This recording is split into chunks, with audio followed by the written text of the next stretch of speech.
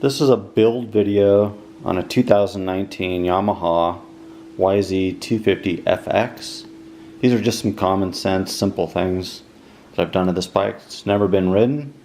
I'm just now putting it together.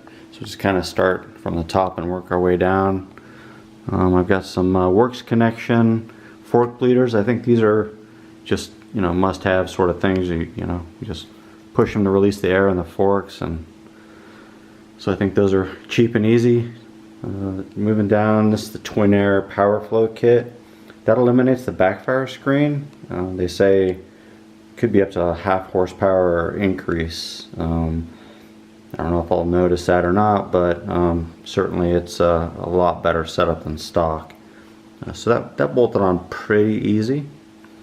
Moving down, I've got a hammerhead shift lever, and the reason I went with this is because I got a 10mm longer distance between the tip of the shifter and the peg, so it's a little bit longer, which is just a little more comfortable for a bigger boot size. All right. I had to put the chain on still, but I've got a Sunstar Works triple star sprocket for the back. Just went a little higher on the gearing, and I think that'll be better for my type of riding. Another thing I did is I went with a lithium-ion battery.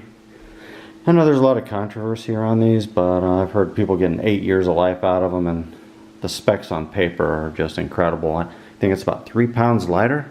So that combined with, I went with a FMF full titanium system, and I think that this saves another probably a couple of pounds over the stock system. So if I've saved 5 pounds just with those two mods, I'm pretty happy with that. So moving forward again, I've got some blue radiator hoses, which they look cool. The silicone radiator hoses, they match up, but the real cool part about this is it eliminates the metal white connector that goes here. It's just one integrated piece. You also notice the Boysen supercooler. Right, so that's just a really good setup there. Works connection, oil filter cover. Behind that is a stainless steel Scott's Performance oil filter. I always run those. Just a solid oil filter that I think is well worth the investment. So I think that's all good. I think this little fan, I put this on, it's a $60 Yamaha accessory fan. It's controlled by the ECU. The radiator has pre-mounted brackets for this. Alright, so it was it took me all of maybe between 5 and 10 minutes to install this.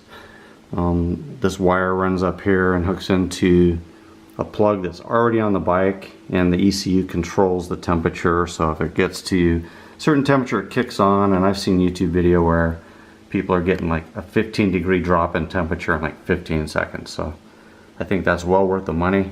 So yeah, that's another mod, but that's the whole thing.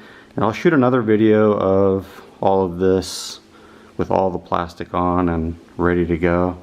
But that's my build, and I think it's going to be really good, and I'm looking forward to riding it.